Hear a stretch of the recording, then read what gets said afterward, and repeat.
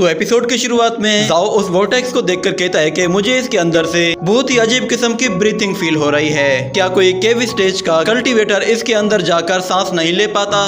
तो old man उससे कहता है कि ये वोर्टेक्स असल में हेवन एंड अर्थ की क्रिएशन नहीं है, बल्कि मुझे तो ये किसी किस्म का वेपन लग रहा है जिसे हेवन फूडो मिरर कहा जाता है। तो शुयान उन्हें कहता है कि ये एक खास किस्म का ट्रेजर है जिसे डिफेंस के लिए यूज किया जाता है। ये सुनकर ओल्ड मैन कहता है कि ब्रदर शू, तुम तो काफी कुछ जानते हो। तो शुयान उस पानी की तरफ देखकर कहता है कि लिंग शू, वहाँ बहुत ज्यादा खतरा हो सकता है, इसीलिए तुम यहीं पे रुको, मैं वापस आता हूँ। ये कहकर शुयान एक जंप लगाकर उस वोर्टेक्स के अंदर चला जाता है, जिस पर जाओ कहता है कि ये तो डायरेक्टली उस वोर्टेक्स के अंदर चला गया है। तो ओल्ड मैन भी कहता है कि सच में इसकी बहादुरी की दाद देनी पड़ेगी। उस वोर्टेक्स के अंदर हमें दिखाया जाता है कि 3 डिसाइपल्स मौजूद होते हैं जिन्हें इविल फिशेस ने घेरा हुआ होता है, और वो कहते हैं कि ये मछलियां हमारे चारों तरफ ही क्यों घूम रही हैं। इस वोर्टेक्स का बॉटम तो बहुत ही ज्यादा अजीब है। हमारी स्पिरिचुअल पावर आहिस्ता आहिस्ता कम होती जा रही है, और हमारी प्रोटेक्टिव शील्ड वो भी ज्यादा देर तक काम नहीं कर पाएगी।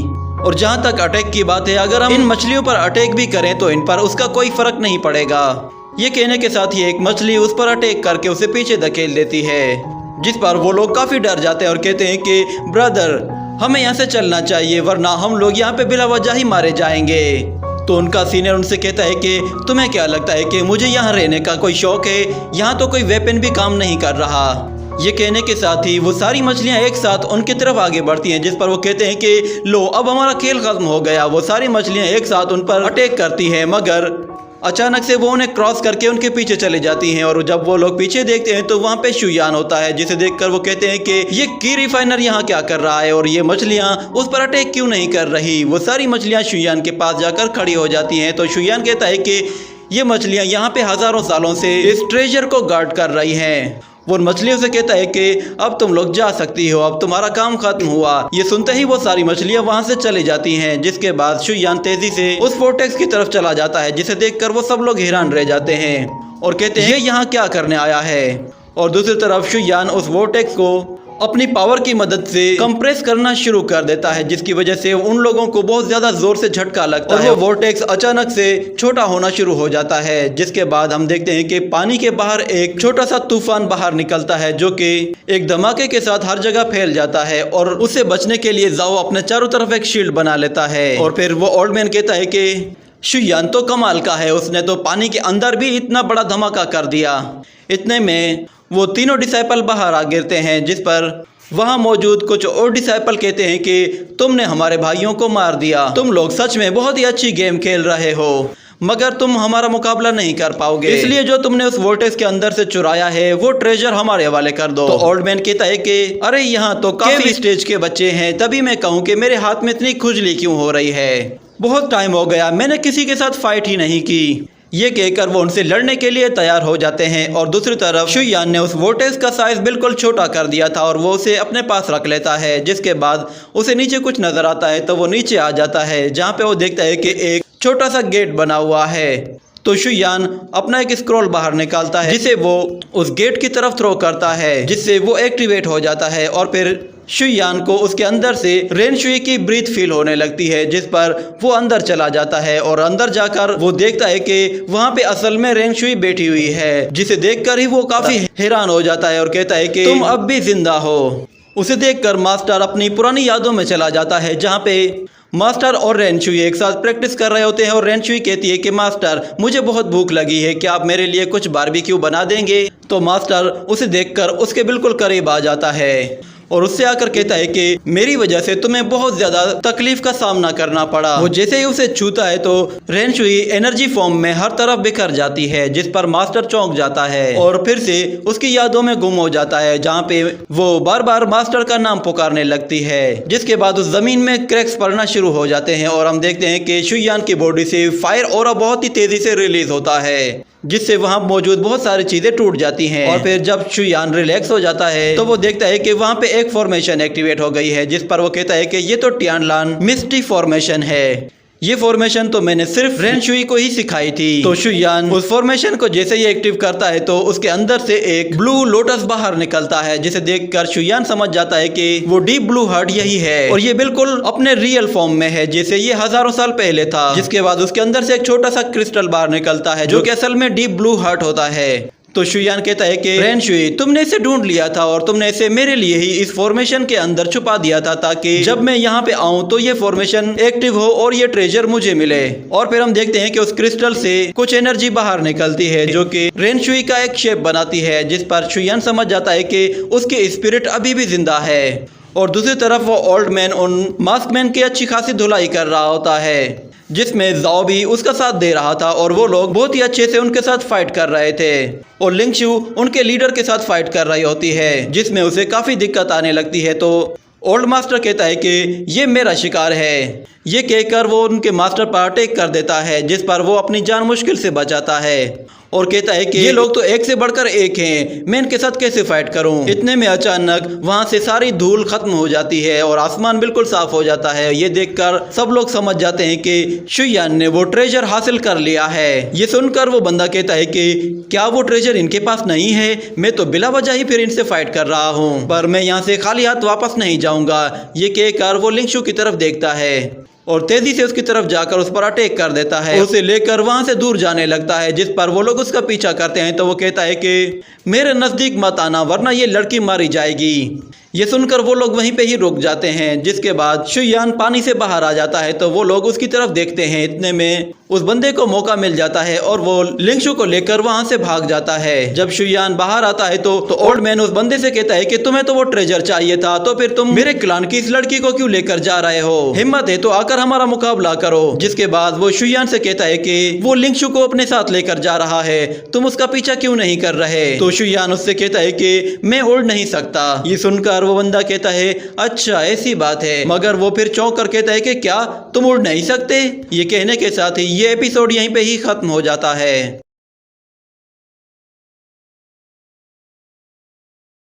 तो एपिसोड की शुरुआत में ओल्ड मैन शुयान से कहता है कि तुम उनका पीछा क्यों नहीं कर रहे? तो वो कहता है कि मैं उड़ नहीं सकता। जिस पर वो ओल्ड मैन शुयान से कहता है कि कोई बात नहीं, तुम्हारी जगह मैं उनका पीछा करता हूँ, भले ही वो किंग ऑफ हेवन क्यों ना हो, मैं उसे इतना मारूंगा कि वो सारी जिंदगी याद रखेगा। ये कहकर ओल्ड मैन उसके पीछे चला जाता है। जिसके बाद जाओ पेंग दिल ही दिल में कहने लगता है कि अब बस हम दो लोग ही यहाँ पे हैं और वो डीप ब्लू हार्ट शुयान के पास है, पर मुझे क्या उसके साथ ऐसा करना चाहिए? नहीं, इस तरह तो मैं उसकी नजरों में गिर जाऊंगा। वो कोई विलन नहीं है, पर मेरे पास और कोई ऑप्शन भी नहीं है, मैं क्या करूं? वो दिल ही दिल में सोच रहा होता है। इतने में शुयान उससे कहता है कि तुम्हारे पास सिर्फ दो ऑप्शन हैं, या तो तुम अपनी पूरी ताकत का इस्तेमाल करके मेरे साथ फाइट करो और मुझे हरा दो, या फिर तुम मेरे साथ लिंगशु को बचाने के लिए चलो। अगर तुम उसे बचाने में मेरी मदद करोगे तो तुम्हारी वाइफ को बचाने में मैं तुम्हारी मदद करूंगा। ये कहकर शुयान अपनी फ्लाइंग शिप में चला जाता है। जिसके बाद जाओ पेंग वहीं पे थोड़ी देर खड़ा होकर सोचने लगता है और फिर वो भी उसके साथ साथ चला जाता है। दोनों ही एक साथ मिलकर डीमन सेक्ट की तरफ जाने लगते हैं। और दूसरी तरफ हमें दिखाया जाता है कि डीमन सेक्ट का मास्टर उस मास्क मैन को उठाकर नीचे फेंक देता है और उससे कहता है कि मैंने तुम्हें कहा था कि वो डीप ब्लू हार्ट लेकर, मगर तुम ये क्या लेकर आए हो? मैं इस लड़की का क्या करूंगा? ये मेरे किस काम की? तो वो मास्क मैन कहता है कि मास्टर, वो लोग बहुत ही ज्यादा ताकतवर थे, हम उन्हें नहीं हरा पाते, इसीलिए मैंने मौका देखकर इस लड़की पर हमला किया और इसे अपने साथ ले आया। ये लड़की उनकी दोस्त है, इसलिए वो लोग उसे बचाने के लिए यहाँ पे जरूर आएंगे और यहाँ पे आएंगे तो वो अपने साथ डीप ब्लू हार्ट भी लेकर आएंगे। तो आप उनसे वो आसानी से ले पाएंगे, क्योंकि वो लोग चाहे जितने भी ज्यादा पावरफुल हो वो आपके जाल से नहीं निकल सकते। इतने में दूसरी तरफ लिंगशु को भी होश आ जाता है और वो उन लोगों पर हंसना शुरू हो जाती है। जिस पर डीमन सेक्ट का मास्टर कहता है कि क्या हुआ, तुम हंस क्यों रही हो? तो लिंगशु कहती है कि मैं तो तुम्हारी बेवकूफी पर हंस रही हूँ, क्योंकि तुम लोग मेरे एंसेस्टर को जानते ही नहीं, क्योंकि जब वो यहाँ पे आएंगे तो तुम्हारी बोलती बंद हो जाएगी। तो वहाँ खड़ा एक बंदा कहता है कि अपनी बकवास बंद रखो, तुम अपने मास्टर को हमारे मास्टर के साथ कैसे कंपेयर कर सकती हो? तो लिंगशु उससे कहती है कि मेरा मास्टर एक की रिफाइनर है। ये सुनते ही सबकी हंसी निकल जाती है और सब लोग उसका मजाक उड़ाना शुरू कर देते हैं और कहते हैं कि एक की रिफाइनर, तुम्हें इतना भी नहीं पता कि लो लेवल और हाई लेवल में कितना फर्क होता है। तुम्हारे उस मास्टर का तो मैं ही अकेले खेल खत्म कर दूंगा। ये कहने की देर थी कि अचानक से ओल्ड मैन उसकी गर्दन पर जोर से हमला करके उसे उठाकर दूर फेंक देता है। जिसके बाद हमें ओल्ड मास्टर को दिखाया जाता है। वो उनसे कहता है कि क्या यही डीमन सेक्ट है? तो डीमन मास्टर कहता है कि ये लोग हमारे पैलेस में कैसे आ गए? इतने में वहाँ पे जाओ पेंग भी पहुंच जाता है, जिसे देखकर वो लोग भी चौंक जाते हैं और कहते हैं कि ये दोनों तो वही हैं जिन्होंने हमारे लोगों को वहाँ पे मारा था। और जाओ पेंग उनसे कहता है कि आप लोग इस लड़की को इसी वक्त छोड़ दीजिए। तो सेक्ट मास्टर कहता है कि अच्छा तो फिर वो डीमन ब्लू हार्ट हमें दे दो। तो जाओ पेंग कहता है कि वो तो तुम लोग भूल जाओ, क्यों ना हम लोग आपस में ही दो दो हाथ कर लें। अगर तुम लोग जीत जाओ तो फिर तुम लोग वो डीमन हार्ट ले सकते हो। मगर फिर डीमन मास्टर उससे कहता है कि मुझे तो नहीं लगता कि तुम मेरी बराबरी के हो, इसलिए तुमसे फाइट करने में मजा नहीं आएगा। तुमसे तो बेहतर है कि मैं उस ओल्ड मैन से फाइट करूं। तो वो ओल्ड मैन कहता है कि मुझे उन लोगों से फाइट करने में मजा आता है जो कि मेरी बराबरी के हों। ये सुनकर डीमन सेक्ट का मास्टर कहता है कि अच्छा तो फिर तुम्हें मुझसे लड़ने में मजा आएगा। ये कहने की ही देर थी कि ओल्ड मास्टर उस पर अटैक्स की बौछार कर देता है, जिससे एक जोरदार ब्लास्ट होता है। मगर वो डीमन मास्टर उससे बच जाता है और अपनी ब्लड मैजिक पावर को यूज करता है। इस तरह उन दोनों के बीच फाइट शुरू हो जाती है। ये देखकर लिंगशु कहती है कि क्या ये वही ब्लड मैजिक है जिसके बारे में मास्टर ने मुझे बताया था? और दूसरी तरफ वो डीमन सेक्ट के लोग कहते हैं कि हमारे मास्टर ने ऑर्डिनरी बॉडी से ब्रेक थ्रू करके मॉडिफिकेशन कर ली है, जिसकी वजह से युवानशियन लेवल का कोई बंदा भी उसे नहीं हरा सकता। और दूसरी तरफ ओल्ड मैन जैसे उस पर अटैक करता है तो डीमन मास्टर उसके फैन को रोक लेता है, जिसके बाद वो उसके करीब आकर उसे बहुत ही जोर से पुश करके पीछे धकेल देता है। ये देखकर ओल्ड मैन कहता है कि मुझे आज से पहले किसी ने भी इतनी टक्कर नहीं दी, इसमें सच में काफी मजा आएगा। तो वो डीमन मास्टर कहता है ऐसी बात है तो फिर तुम्हें हराने वाला मैं पहला बंदा होऊंगा। ये कहकर वो तेजी से उसकी तरफ आगे बढ़ता है तो मास्टर अपने सामने एक शील्ड एक्टिवेट करता है, जिसे वो डीमन आसानी से तोड़कर मास्टर पे हमला करता है। तो मास्टर उसे अपने हाथों से दोबारा से रोक लेता है। मैं तुम्हें बाद में पंच मारूंगा, ये कहकर दोनों ही एक दूसरे को पीछे धकेल देते हैं और मास्टर एक साथ उस पर बहुत सारे एनर्जी वेव अटैक करता है। जब वो अटैक उसके करीब पहुंच जाते हैं तो डीमन मास्टर मुस्कुराकर तेजी से वहां से निकल जाता है और वो अटैक जाकर एक पहाड़ से हिट करते हैं। जिसके बाद हम देखते हैं कि डीमन मास्टर अपनी स्पीड कई गुना ज्यादा बढ़ा देता है, जिससे ओल्ड मैन को उसे देखने में काफी ज्यादा मुश्किल होने लगती है और वो उसके साथ फाइट नहीं कर पा रहा था क्योंकि उसकी स्पीड बहुत ज्यादा थी और मास्टर उसे देख भी नहीं पा रहा था। जिसके बाद डीमन मास्टर उस पर हमला करने की बहुत कोशिश करता है, मगर ओल्ड मैन किसी तरह अपने आप को बचाता है और फिर अपनी एनर्जी से फोकस करके वो अपनी फैन पावर की मदद से उस डीमन मास्टर पे हमला करता है, जो कि उसे सीधा जाके हिट कर जाता है। ये देखकर डीमन मास्टर भी गुस्से में आ जाता है और वो अपनी पावर को एक जगह इकट्ठा करके उससे एनर्जी जनरेट करता है। ये देखकर ओल्ड मैन भी समझ जाता है कि वो अपना पावरफुल अटैक करने वाला है, तो ओल्ड मैन भी अपनी एक पावरफुल मैजिक बोतल को बाहर निकाल लेता है, जिससे वो उस पर एक बहुत ही पावरफुल एनर्जी अटैक करता है। तो दोनों के अटैक्स एक दूसरे के साथ टकराते हैं तो एक जोरदार धमाका होता है, जिससे वहां मौजूद सब लोग दूर जा गिरते हैं। और डीमन मास्टर जैसे ही उसके करीब आने की करता है तो ओल्ड मैन दोबारा से उस बोतल से एनर्जी अटैक करता है, मगर डीमन मास्टर उसे डोज करके ओल्ड मैन पे हमला करने की करता है, पर इस मर्तबा ओल्ड मैन आसानी से निकल जाता है। इतने में वो लोग देखते हैं कि वहां पे डीमन सेक्ट के लोगों ने एक फॉर्मेशन एक्टिवेट कर ली है, जिसे एक्टिवेट करके वो लोग कहते हैं कि ओल्ड मैन तुम ज्यादा देर तक हमसे फाइट नहीं कर पाओगे।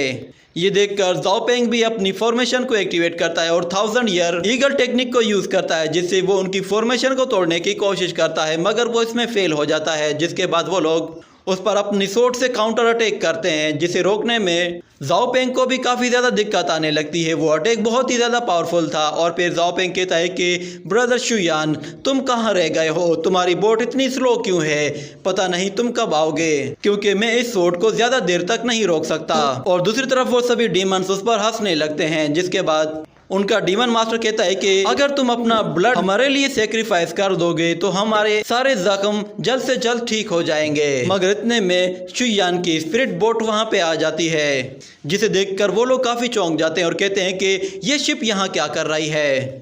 और फिर ओल्ड मैन कहता है कि शुयान तुमने आने में काफी देर लगा दी, तुम्हें बहुत पहले ही आ जाना चाहिए था। और डीमन मास्टर कहता है कि ये तुम कहाँ आ रहे हो। तो शुयान अपने पैरों से हल्का सा इशारा करता है और एक आग का बहुत बड़ा गोला उनके ऊपर आकर गिरता है, जिससे उनकी फॉर्मेशन और उनका पूरा पैलेस तबाह हो जाता है। ये देखकर डीमन मास्टर के भी तोते उड़ जाते हैं और फिर लिंगशु मास्टर की तरफ देखती है, वो उसके बिल्कुल सामने होता है। और इसी के साथ ये एपिसोड यहीं पे ही खत्म हो जाता है। तो एपिसोड की शुरुआत में हम देखते हैं कि लिंगशु को बचाने के लिए शुयान वहां पे पहुंच जाता है और उसे देखकर उसकी सारी जंजीरें काट देता है और उससे कहता है कि तुम अब बिल्कुल ठीक हो। उसे देखकर लिंगशु काफी खुश होती है और दूसरी तरफ डीमन लॉर्ड जब ये देखता है तो वो गुस्से में पागल हो जाता है और कहता है कि तुम्हारी इतनी हिम्मत, मैं तुम्हें नहीं छोड़ने वाला। ये कहकर वो उसकी तरफ आगे बढ़ता है। तो शुयान उसे आता देखकर गुस्से से उसकी तरफ देखता है तो वो बंदा डर के मारे वहीं रुक जाता है और कहता है कि शुयान ये तो तुम हो। जिसके बाद हम लोग फ्लैशबैक में चले जाते हैं जहां हमें 10,000 साल पहले का सीन दिखाया जाता है, जहां वो डीमन लॉर्ड कुछ लोगों को मारकर उनकी एनर्जी को एब्जॉर्ब कर रहा होता है और वो कहता है कि बस मेरे लिए इतनी एनर्जी काफ़ी है, मैं नेक्स्ट स्टेप तक ब्रेक थ्रू कर सकता हूँ। मगर ये कहने की ही देर थी कि अचानक वहाँ पे एक जोरदार धमाका होता है जिससे डीमन लॉर्ड दूर जा गिरता है और हमें दिखाया जाता है कि वहाँ पे लियांग शुई और शुयान पहुँच जाते हैं। तो लियांग शुई शुयान से कहती है कि इस बंदे से मुझे निपटने दें, इस तरह मेरी प्रैक्टिस भी हो जाएगी। तो शुयान कहता है कि ठीक है। ये सुनकर वो डीमन लॉर्ड कहता है तुम मुझे रोकोगी, कहीं ऐसा ना हो कि तुम्हारी एनर्जी को मैं एब्जॉर्ब करके नेक्स्ट लेवल तक चला जाऊं। ये कहकर वो तेजी से उसकी तरफ आगे बढ़ता है तो लियांग शुई फौरन से अपनी सोट बाहर निकाल लेती है जिससे वो उस पर एक जोरदार अटैक करती है, जिससे वो बंदा घूमते हुए जोर से एक दरख्त से जा टकराता है। जिसके बाद वो बंदा कहता है कि ये सब क्या हो रहा है, उस लड़की के एक अटैक से मेरी पूरी कल्टीवेशन ही डिस्ट्रॉय हो गई है। तो लियांग शुई उसके पास पहुंच जाती है और उसके सर पे हाथ रखकर उससे कहती है कि अच्छे बच्चे बनो, आइंदा कभी भी किसी को भी इस तरह तंग मत करना। तो डीमन लॉर्ड शुयान की तरफ देखने लगता है तो शुयान गुस्से में खड़ा था। ये देखकर वो और भी ज़्यादा डर जाता है और उनके सामने गिड़गिड़ाने लगता है और कहता है कि प्लीज़ मुझे माफ़ कर दो, मुझसे गलती हो गई, मैं आइंदा ऐसी गलती कभी भी नहीं करूँगा, इसलिए इस मर्तबा मुझे जाने दो। तो शुयान की नज़र उसके सींग पर पड़ती है तो शुयान उससे कहता है कि ठीक है, मैं तुम्हें एक मौका दे रहा हूँ, मगर आइंदा ये गलती मत करना। ये कहकर वो एक चुटकी बजाता है और उसके सींग कट जाते हैं, जिस पर वो बंदा चिल्लाने लगता है और शुयान वो सींग लियांग शुई को देकर कहता है कि ये सींग तुम्हारे काम आएगा, इससे तुम अपने लिए एक अच्छा सा वेपन बना सकती हो। ये सुनकर लियांग शुई भी खुश हो जाती है। जिसके बाद फ्लैशबैक से बाहर आते ही वो कहता है कि ये तो तुम हो। तो इतने में जाओ वहाँ पे आता है और कहता है कि इसे क्या हो गया, इसकी तो अचानक से बोलती ही बंद हो गई है। तो लिंगशु कहती है कि ज़रूर इसकी पहले भी मास्टर के साथ फाइट हो चुकी होगी, इसीलिए ये बंदा बोल भी नहीं पा रहा।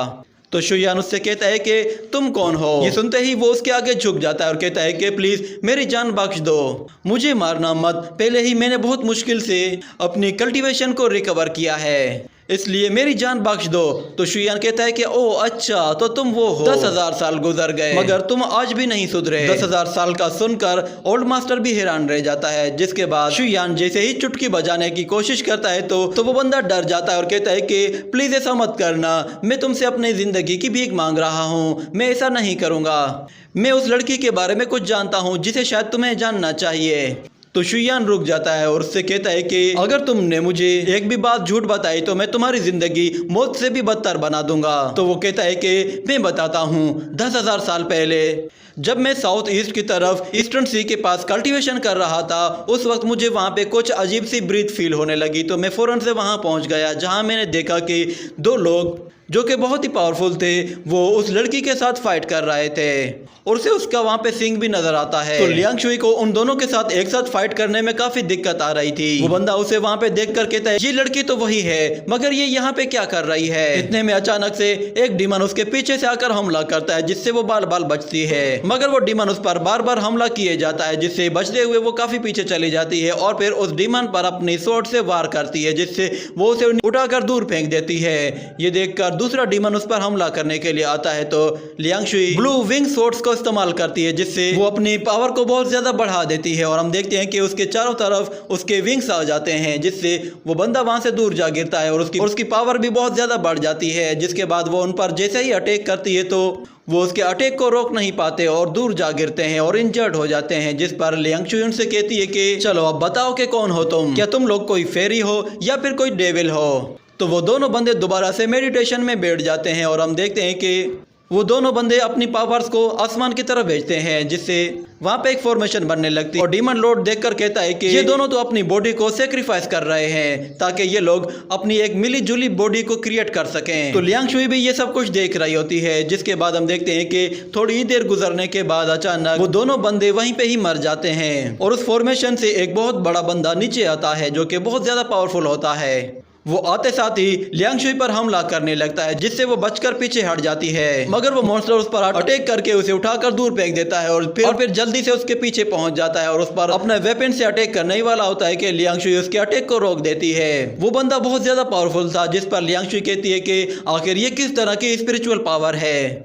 मैंने अभी तक वो डीप ब्लू हार्ट सी नहीं ढूंढा, इसलिए अब हार नहीं मान सकती। ये कहकर वो अपनी सबसे खतरनाक टेक्निक को यूज करती है, जिस पर वो कहती है कि मास्टर मुझे माफ कर देना, मेरे पास इसके अलावा और कोई रास्ता नहीं था। वो डीमन जैसे ही उस पर दोबारा हमला करने की करता है तो लियांग शुई तेजी से निकल जाती है, जिसके बाद वो उस पर अपने स्पिरिट बर्ड से हमला करती है और डीमन विंग्स एरे क्रिएट करती है, जिससे हम देखते हैं कि उसके पीछे एक बहुत ही पावरफुल फॉर्मेशन आ जाती है। ये देखकर डीमन लॉर्ड कहता है कि क्या ये पागल हो गई है, इस तरह तो ये खुद भी मर जाएगी। मगर लियांग शुई को इसकी कोई परवाह नहीं थी और वो डीमन जैसे ही उसकी तरफ आगे बढ़ता है तो लियांग शुई उस पर एक बहुत ही पावरफुल अटैक कर देती है, जिससे उस डीमन का वहीं खेल खत्म हो जाता है। और फ्लैशबैक से बाहर आकर डीमन लॉर्ड कहता है कि उस अटैक से मैं खुद भी बेहोश हो गया था, जिसके बाद मुझे नहीं पता कि वो लड़की कहाँ चली गई है। उस मॉन्स्टर का सुनकर ओल्ड मास्टर कहता है कि क्या इस तरह की भी पावरफुल टेक्निक दुनिया में एग्जिस्ट करती है। डीमन लॉर्ड कहता है कि मैंने जो कुछ बताना था मैंने सब कुछ बता दिया है, इसीलिए प्लीज अब मुझे माफ कर दो। ये कहकर वो दिल ही दिल में कहने लगता है कि हाँ मुझे माफ कर दो और मुझे कुछ और 10,000 साल दे दो, ताकि मैं खुद को और भी ज्यादा पावरफुल बना लूं और मैं तुमसे 10,000 साल के बाद अपना बदला जरूर लूंगा। ये कहने की देर थी कि अचानक शुयान उस पर हमला करके उसे वहीं पे ही मार देता है, जिस पर सब लोग हैरान रह जाते हैं। और वो कहता है कि शुयान तुमने मुझसे वादा किया था कि तुम मुझे नहीं मारोगे। मगर शुयान कहता है कि मैं सिर्फ एक ही चांस देता हूँ, मैं दोबारा किसी को मौका नहीं देता। ये देखकर जाओ भी हैरान रह जाता है और वो कहता है कि शुयान ना सिर्फ बहुत ज्यादा पावरफुल है बल्कि वो अपने रूल्स को भी बहुत ही सख्ती से फॉलो करता है। ये सच में बहुत ही अजीब है। जिसके बाद लिंग शू शुयान से कहती है कि लगता है कि शायद उस अटैक के बाद लियांग शुई नहीं बची होगी, मगर शुयान कहता है कि नहीं वो अब भी जिंदा है। ये सुनकर लिंग शू कहती है अच्छा तो फिर वो कहाँ है। तो शुयान वो डीप ब्लू हार्ट से बाहर निकालता है, जिसके अंदर हमें लियांग शुई के स्पिरिट को दिखाया जाता है और उसी के साथ ये एपिसोड भी यहीं पे ही खत्म हो जाता है।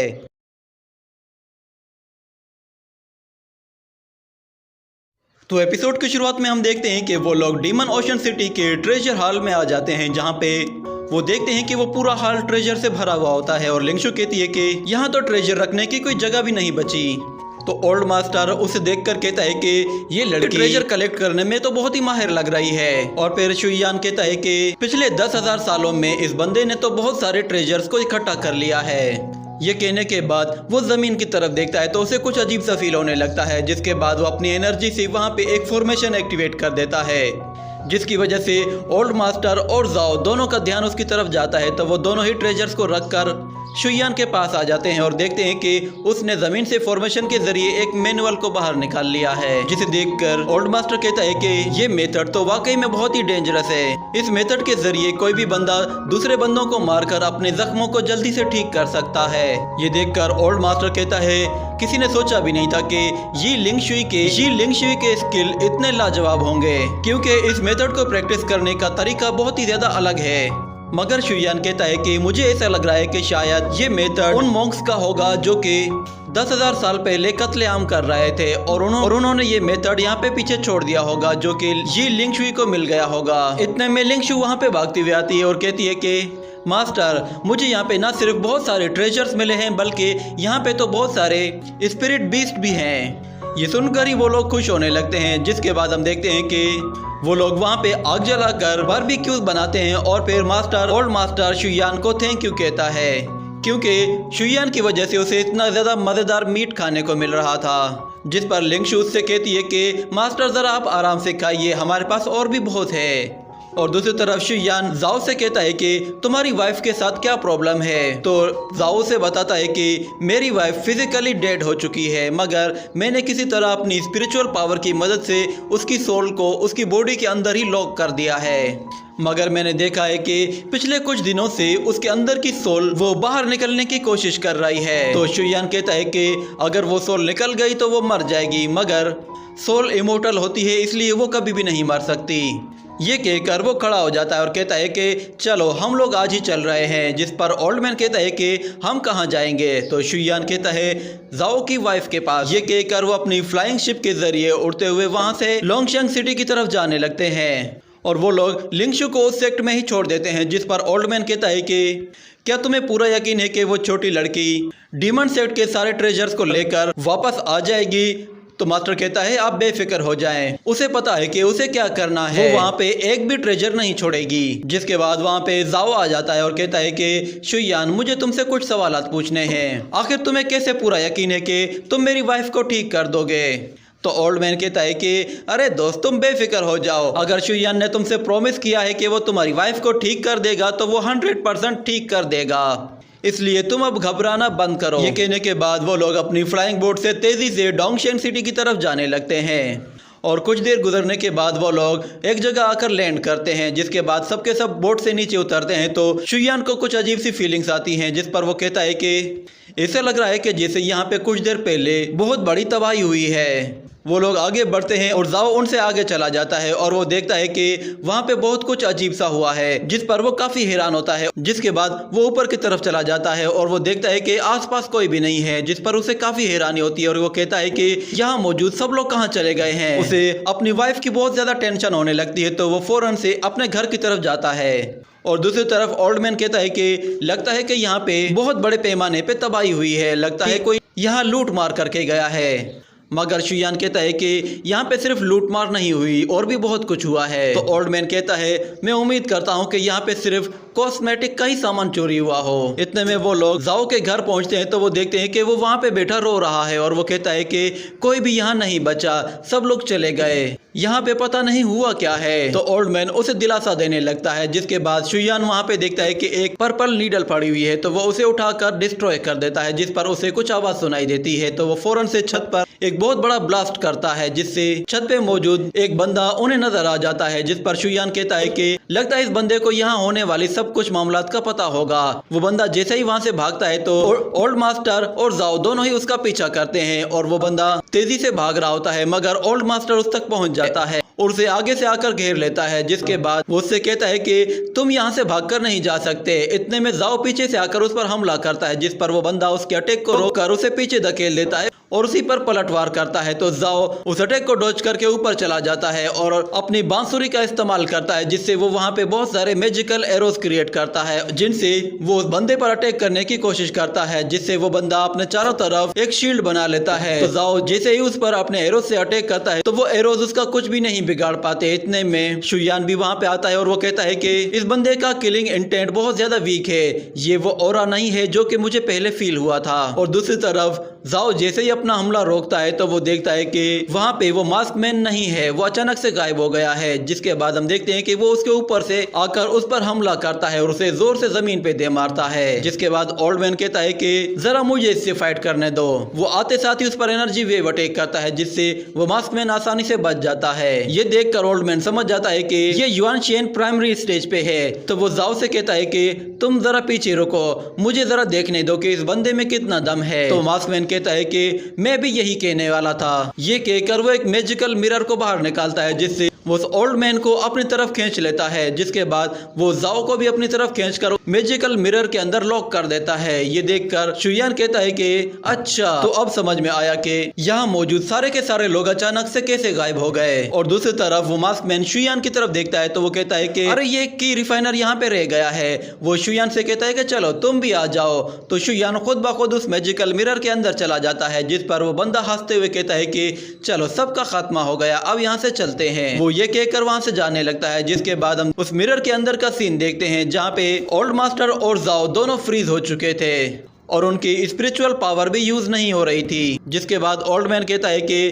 घबराओ मत, शुयान अभी बाहर है, वो हमें इससे बाहर निकाल लेगा। इतने में वो देखते हैं कि शुयान भी उस मैजिकल मिरर के अंदर आ गया है, जिस पर वो दोनों ही हैरान हो जाते हैं और उससे कहते हैं कि तुम यहाँ पे क्यों आ गए। तो शुयान उन दोनों को वहां से आजाद करवा देता है और उस मैजिकल वर्ल्ड को देख कर कहता है कि अच्छा, तो ये मैजिकल मिरर ना सिर्फ एक बहुत बड़ा स्टोरेज है, बल्कि इसे डिफेंस के लिए भी यूज किया जा सकता है। है। और दूसरी तरफ जाओ कहता है कि मास्टर शुयान, आप इस जाल में कैसे फंस गए? तो ओल्ड मास्टर उससे कहता है कि तुम्हें क्या लगता है शुयान को कोई जाल में फंसा सकता है? वो यहाँ पे सिर्फ हमें बचाने के लिए आया है। इस तरह हम लोग पता भी लगा सकते हैं कि आखिर ये बंदा किसके लिए काम करता है। जब वो अपने ठिकाने तक पहुंचेगा तो हम खुद ही यहाँ से बाहर निकल जाएंगे। ये सुनकर जाओ कहता है कि ओ अच्छा, तो ये बात है। मगर वो शुयान से कहता है कि अब बताओ तो सही, हमें अब क्या करना चाहिए? कहने के साथ ही ये एपिसोड यहीं पे ही खत्म हो जाता है।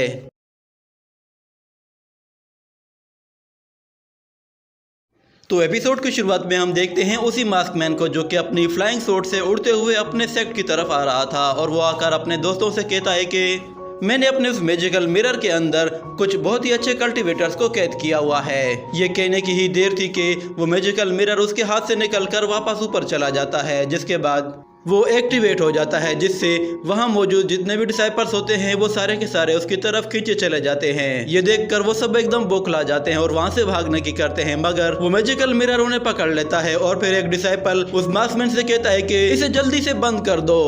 ये कहने के साथ वो खुद भी उसके अंदर चला जाता है और वो मास्कमैन अकेला बच जाता है। तो वो उस मैजिकल मिरर पर अटैक करना शुरू कर देता है, जिससे वो मैजिकल मिरर उसे ऊपर उठाकर अपने अंदर एब्जॉर्ब कर लेता है। जिसके बाद हम देखते हैं कि वो मैजिकल मिरर वापस से शुयान और उसके साथियों को बाहर निकाल देता है और खुद भी शुयान के हाथ में आ जाता है। जिसके बाद शुयान उस मैजिकल मिरर को वहीं पे ही डिस्ट्रॉय कर देता है। और ओल्ड मास्टर कहता है कि अच्छा, तो ये है उन लोगों का ठिकाना। वो शुयान की तारीफ करता है कि तुमने तो बहुत ही आसानी से हमारा काम आसान कर दिया है। हमें उन लोगों के कैंप को ढूंढने में ज्यादा देर भी नहीं लगी और मैंने कभी सोचा भी नहीं था कि ये अर्थ हट सेक्ट इविल गैंग्स का सेक्ट होगा। वो उस सेक्ट के मास्टर का नाम लेकर कहता है कि उसके हर डिसाइपल के पास एक अलग स्पेशल ब्लड लाइन है और इसके अलावा उन सब ने अपने अपने बहुत ही अलग तरह की मॉडिफिकेशंस भी की हुई है। और जाओ कहता है उनका लीडर तो बहुत ही ज्यादा स्ट्रांग है। ऐसा कहा जाता है कि कोई भी बंदा दुनिया में उसका मुकाबला नहीं कर सकता। तो ओल्ड मैन शुयान से कहता है कि क्यों ना आज हम उसे सबक सिखाएं, मैं उससे हमेशा से नफरत करता आया हूँ। आज वक्त आ गया है कि हम लोग इन्हें अच्छा सा सबक सिखा दें। ये कहकर वो लोग अंदर चले जाते हैं, जहाँ वो देखते हैं कि कोई भी बंदा उन्हें रोकने के लिए उनके सामने नहीं आया। इतने में शुयान ऊपर की तरफ देखता है तो वहाँ पे एक बंदा होता है जो कि उनसे कहता है कि लगता है कि हजारों मील दूर से पकड़ी हुई मछलियाँ जाल से बाहर आ गई हैं। ये कहकर वो बंदा हंसने लगता है, जिसके बाद वो उनके सामने आ जाता है, जिसे देखकर मास्टर और जाओ दोनों ही अपनी पावर से एक्टिवेट करते हैं। मगर फिर मास्टर और एविल मास्टर दोनों ही एक दूसरे के साथ भिड़ जाते हैं। दोनों की पावर लेवल बहुत ही कमाल की होती है और दोनों ही एक दूसरे को पीछे धकेल देते हैं। जिसके बाद वो दोनों ही अपनी पावर को इंक्रीज करते हैं और फिर मास्टर उस पर एनर्जी अटैक करता है, जिसे वो एविल मास्टर डिस्ट्रॉय करके उसकी तरफ आगे बढ़ता है, जिससे एक जोरदार धमाका होता है। तो शुयान फौरन से जाओ को लेकर वहां से पीछे हट जाता है और दूसरी तरफ एविल मास्टर हंसते हुए उस ओल्ड मैन से कहता है कि तुम तो सच में काफी स्ट्रांग हो, चलो अब इस मेरी ब्रोकन सोल का मजा चखो। ये कहकर वो उस पर एक एनर्जी अटैक करता है, जिसे मास्टर अपनी एनर्जी वेव अटैक से डिस्ट्रॉय कर देता है और वो तेजी से एविल मास्टर के पीछे आकर उसे एक जोर से पंच मारता है, जिससे वो उसे उठाकर दूर फेंक देता है। मगर ओल्ड मास्टर देखता है कि वो बंदा अभी भी अपने पैरों पे खड़ा हो सकता है और एविल मास्टर हंसते हुए कहता है कि मुझे इसमें काफी मजा आ रहा है। ये कहने के बाद उस बंदे की पावर अचानक से बढ़ने लगती है और दोनों फिर से फाइट शुरू कर देते हैं, जिसके बाद उनकी फाइट की वजह से वो एविल मास्टर पर अटैक करने में कामयाब हो जाता है,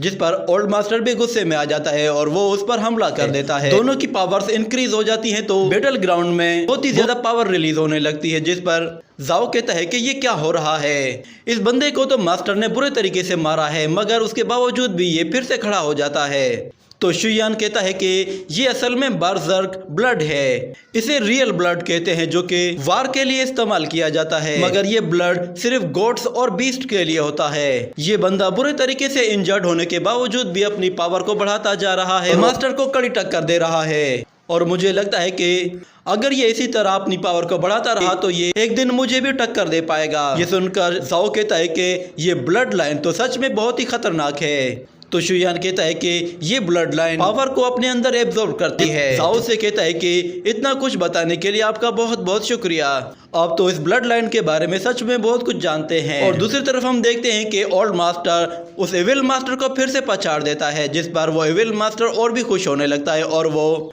लड़ने के लिए फिर से खड़ा हो जाता है। मगर उसे मार मार के ओल्ड मास्टर खुद भी थक चुका था। जिसके बाद इविल मास्टर हंसते हुए उससे कहता है कि तुमने तो सच में मेरी पावर्स को रिकवर करने में मेरी बहुत मदद कर दी है, तुमसे लड़ने में बहुत मजा आएगा। ये कहकर वो उससे कहता है कि अब मैं तुम्हें दिखाता हूँ मेरी रियल पावर क्या है। ये कहकर वो शूरा हाफ वेट फॉर्मेशन एक्टिवेट करता है, जिससे हम देखते हैं कि उस बैटल ग्राउंड के अंदर से कुछ डेड बॉडीज बाहर आती हैं। तो शुयान कहता है कि इन लोगों में से तो कुछ लोग अभी भी जिंदा हैं। और ओल्ड मास्टर कहता है कि शिंगजियाओ ने इन सब लोगों को अपनी ब्लड लाइन को इंक्रीज करने के लिए रखा हुआ है। और शुयान कहता है कि इस बंदे के अंदर तो बहुत सारी ब्लड लाइंस की पावर आ चुकी है, जिसकी मदद से ये खुद को बहुत ही आसानी से ट्रेन कर लेता है। और दूसरी तरफ हम देखते हैं कि उन सभी डेड बॉडीज की पावर को एब्जॉर्ब करने के बाद वो एविल मास्टर अपनी बॉडी को आहिस्ता आहिस्ता ट्रांसफॉर्म करने लगता है। और फिर वो ओल्ड मास्टर से कहता है कि तुम्हें क्या लगता है कि मैंने ये बैटल ग्राउंड इतनी रिसर्च करके यहाँ पे क्यों इंस्टॉल किया है? ये ब्लड एरे मेरी सीक्रेट मेथड के लिए यूज होता है। ये कहने के साथ ही वो उसके ऊपर हमला कर देता है, जिससे मास्टर काफी डर जाता है क्योंकि उसकी स्पीड बहुत ज्यादा बढ़ चुकी थी और मास्टर उसे टच भी नहीं कर पा रहा था। ये देखकर मास्टर अपने फाइनल अटैक की तैयारी करता है, जिससे वो उस मैजिकल बोतल को बाहर निकालता है, जिससे वो बंदा बाल बाल बच जाता है। मगर ओल्ड मास्टर उस पर दोबारा से अटैक करना शुरू करता है, जिसकी वजह से एविल मास्टर तेजी से उसके पीछे जाकर उस पर एक जोर से पंच मारता है, जिससे ओल्ड मास्टर जोर से जाकर एक दीवार पे लगता है। उसकी ये पावर देखकर मास्टर कहता है कि इसकी स्पीड तो साउंड से भी ज्यादा हो चुकी है। तो वो बंदा ओल्ड मास्टर के पास जाकर कहता है कि तुम्हारा ब्लड काफी लो है और फिर भी तुम लोग अपने ही ब्लड पर रिलाई करके कल्टीवेशन करते हो, मगर तुम युआन शेन लेवल से आगे नहीं जा सकते क्योंकि यही तुम्हारी लिमिट है और मुझे तुम्हारे जैसे कमजोर लोगों को मारने में बहुत मजा आता है। ये कहकर वो उसे जैसे ही मारने वाला होता है तो जाओ ओल्ड मास्टर को बचाने के लिए अपनी बांसुरी का इस्तेमाल करता है, जिससे वो एविल मास्टर वहीं पे रुक जाता है और फिर जाओ की तरफ देखकर उसे एक जोर से पंच मारता है, जिसकी वजह से जाओ भी बुरे तरीके से इंजर्ड हो जाता है। और एविल मास्टर उसे कहता है कि तुम्हारा ब्लड तो वाकई में काफी खास ब्लड है, मगर मैं तुम्हारी तरफ बाद में आऊंगा, पहले मैं जरा इस ओल्ड मैन को खत्म कर दूं। ये कहकर वो उस ओल्ड मैन पर दोबारा से पंच से अटैक करने वाला होता है कि अचानक वो रुक जाता है क्योंकि शुयान उसके सामने आकर खड़ा हो जाता है और उसके अटैक को अपनी एक फिंगर से ही रोक लेता है और उसे हल्का सा पुश करता है, जिससे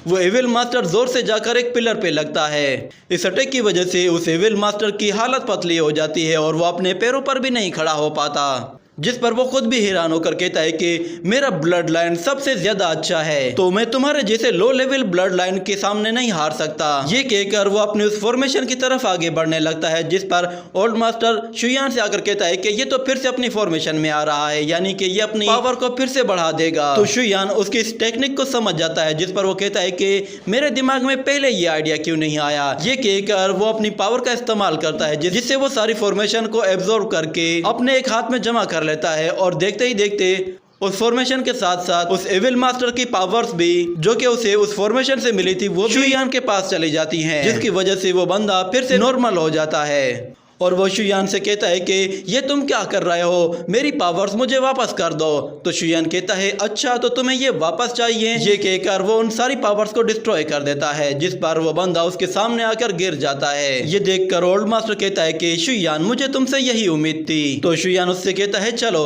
अब जरा बड़ी मछली का शिकार करते हैं। ये कहकर वो सेक्ट के अंदर जाने लगते हैं और जाओ वहीं पे हक्का बक्का खड़ा होता है और वो कहता है कि इस बंदे को मारना इतना आसान था, शुयान तो बहुत ही कमाल है। ये कहकर वो शुयान के पीछे चला जाता है और उसी के साथ ये एपिसोड यहीं पे ही खत्म हो जाता है।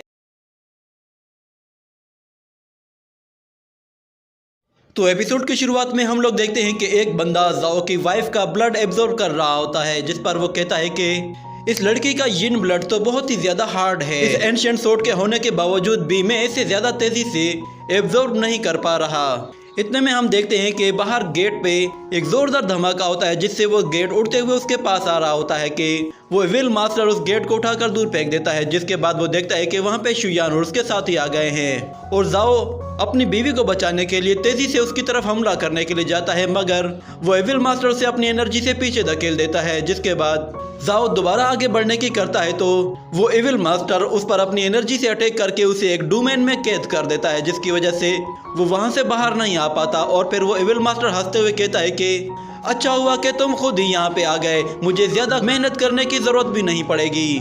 तुम्हारे ब्लड की मदद से अब मैं तुम्हारी बीवी के ब्लड को और भी तेजी से एब्जॉर्ब कर पाऊंगा। ये कहते ही अचानक उसके चेहरे पे कुछ चेंजेस आने लगती हैं, जिस पर वो कहता है कि ये क्या, ये तो अभी से ही शुरू हो रहा है, लगता है कि ट्रांसफॉर्मेशन शुरू हो चुकी है।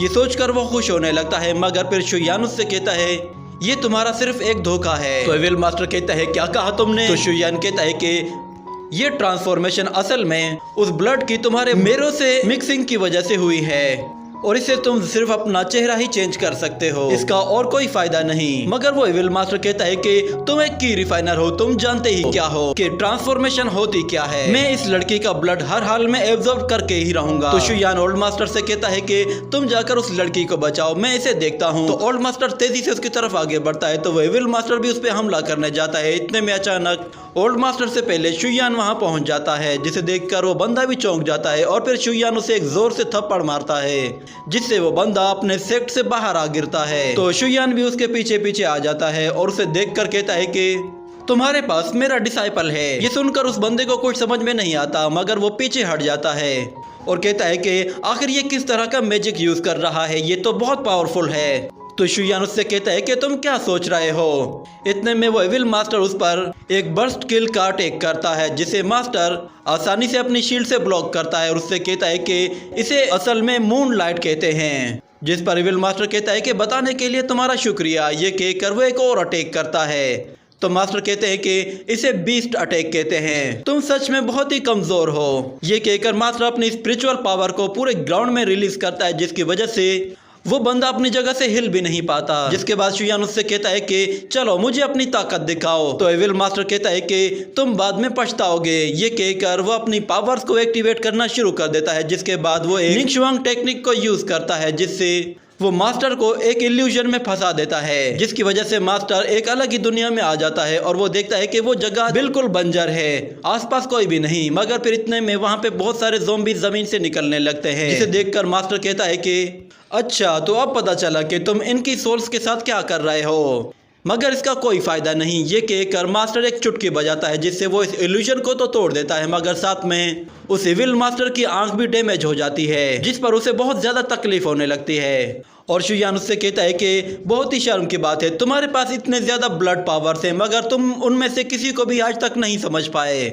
और दूसरी तरफ वो एविल मास्टर गुस्से में होता है और कहता है कि मैं तुम्हें नहीं छोड़ूंगा। ये कहकर वो अपनी पूरी पावर का एक साथ इस्तेमाल करता है, जिससे वो सारे ब्लड पावर को एक जगह जमा करके अपने ब्लड विंग्स क्रिएट करता है, जिसे देखकर मास्टर कहता है कि अच्छा, तो तुम सारी ब्लड पावर को विंग्स में ट्रांसफॉर्म कर रहे हो, तुम काफी इंटरेस्टिंग लग रहे हो। और वो एविल मास्टर कहता है कि तुम्हें इसकी कीमत चुकानी पड़ेगी। ये कहकर वो ऊपर आ जाता है और अपनी सोर्ड को बुलाता है, जिसके बाद अंदर हम लोग देखते हैं कि ओल्ड मास्टर जाओ की शील्ड को तोड़ने की कोशिश कर रहा होता है। इतने में अचानक वो सोर्ड हिलने लगती है, जिस पर वो लोग भी हैरान हो जाते हैं और कहते हैं कि इस सोर्ड को क्या हो गया। इतने में वो सोर्ड तेजी से जाओ की शील्ड को तोड़ती हुई बाहर आ जाती है, जिसे देखकर शुयान पहचान जाता है। और वो एविल मास्टर जैसे ही उस सोर्ड को लेकर उसके बिल्कुल करीब पहुंचता है, तो मास्टर सब कुछ वहीं पे ही रोक देता है।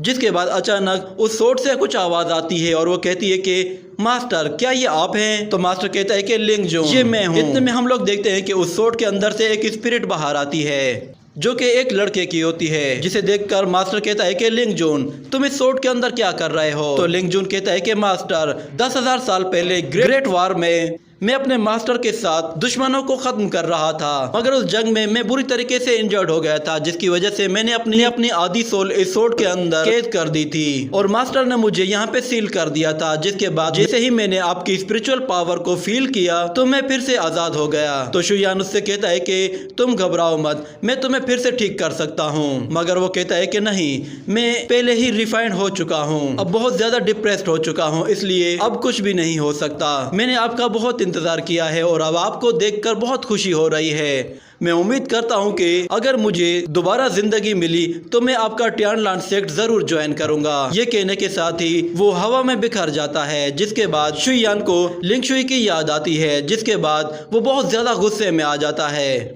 और उस इविल मास्टर को एक धमाके के साथ उठाकर दूर फेंक देता है और फिर उससे कहता है कि जो भी बंदा मेरे सेक्ट के डिसाइपल्स को मारता है, मैं उसे एक दर्दनाक मौत देता हूँ। ये कहने के साथ आसमान से बहुत ही तेज बिजलियां कड़कने लगती हैं और उस इविल मास्टर की एनर्जी सारी उसकी बॉडी से बाहर आना शुरू हो जाती है, जिससे वो बुरे तरीके से तड़पने लगता है। इतने में अचानक जाओ अपनी बीवी को लेकर बाहर आ जाता है और वो ओल्ड मास्टर शुयान को देखकर कहता है कि क्या ये पूरी दुनिया को तबाह करने वाला है। मगर हम देखते हैं कि शुयान उसकी बॉडी से सारी पावर्स को एब्जॉर्ब करके एक ब्लड पिल में ट्रांसफॉर्म कर देता है, जिसकी वजह से उस बंदे की वहीं पे ही मौत हो जाती है और शुयान उस पिल को अपने पास बुला लेता है। जिसके बाद जाओ कहता है कि मेरी वाइफ ये कैसे ठीक होगी। तो शुयान कहता है कि इस ब्लड पिल को तुम अपनी वाइफ के बिल्कुल पास रख देना, जिसके बाद ये कुछ ही देर में होश में आ जाएगी। ये कहने के बाद अचानक वो सेक्ट भी पूरी तरह से डिस्ट्रॉय हो जाता है और वो लोग वहां से जाने लगते हैं। इसी के साथ ये एपिसोड भी यहीं पे ही खत्म हो जाता है।